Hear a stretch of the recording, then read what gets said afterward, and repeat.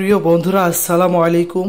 আজকে আমি গিয়েছিলাম যশোর শহরে। সেখানে আপনারা সামনে দেখতে পাচ্ছেন এই সেই জাবের হোটেল, যশোরের একমাত্র 5 স্টার হোটেল, যেখানে আগুন দেওয়া হয়েছিল, যার কারণে কিন্তু ঝরে গিয়েছিল 25টি তাজা প্রাণ।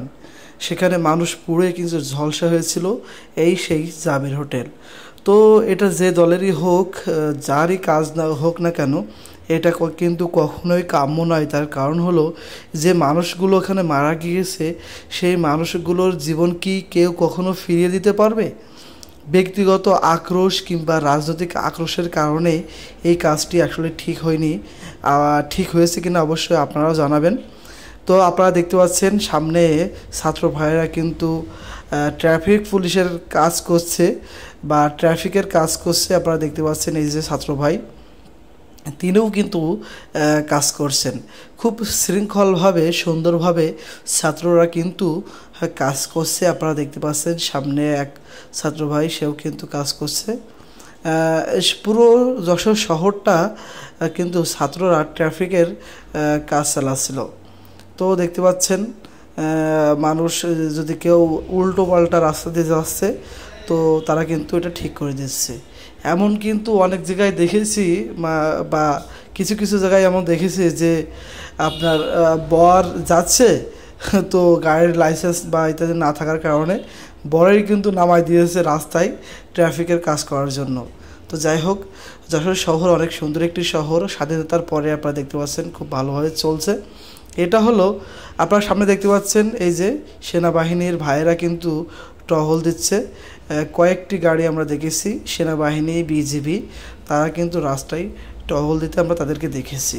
তো যাই হোক, এটা হলো জেস টাওয়ারের একটু পাশে, সামনে জেস টাওয়ার 4তলা, ওখানে কিন্তু অনেক কম্পিউটার বা ইত্যাদি এইসবগুলো পাওয়া যায়। তো সামনে আছে কোতোয়ালি থানা। আমরা সেখানে দেখব যে সেখানে কোনো পুলিশ ভাইয়েরা ডিউটি করছে কিনা। আপনারা দেখতে পাচ্ছেন মানুষ কিন্তু খুব শৃঙ্খলভাবে যাচ্ছে, আসছে, চলাচল করছে। তো যাই হোক, ক্ষমতা এমন একটি জিনিস যেটা আসলে মানুষকে পরিবর্তন করে দেয়। ঠিক আছে, মানুষকে চেঞ্জ করার জন্য এই ক্ষমতা অনেক গুরুত্বপূর্ণ ভূমিকা রাখে। দেখেন কিছুদিন আগেও কী ছিল আর আজকে কি হচ্ছে। তো যাই হোক প্রিয় বন্ধুরা, এটা হলো কোতোয়ালি থানার মোড়।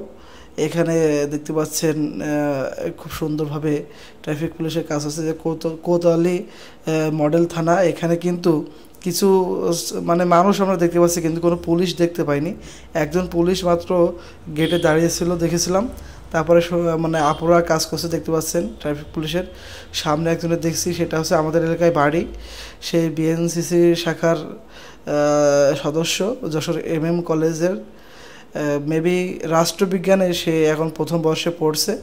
এই যে ছোটো ভাই আমাদের এলাকায়। তো যাই হোক প্রিয় বন্ধুরা, আপনারা অবশ্যই আমরা যে স্বাধীনতা অর্জন করেছি, এই স্বাধীনতাকে ধরে রাখার জন্য যার যার জায়গা থেকে ভূমিকা পালন করবেন, আর সবাই দেশের আইনগুলো মেনে চলার জন্য চেষ্টা করবেন। যারা দুর্নীতিবাজ তাদেরকে আপনারা সবাই মিলে প্রতিরোধ করবেন, তাদের সবাইকে আপনারা থামিয়ে দিবেন, আর সবাই যার যার জায়গা থেকে সোচ্চার হবেন। ধন্যবাদ সবাইকে। আশা করি ভিডিওটি ভালো লেগেছে। যদি ভালো লাগে অবশ্যই শেয়ার করবেন, লাইক করবেন এবং কমেন্ট করবেন।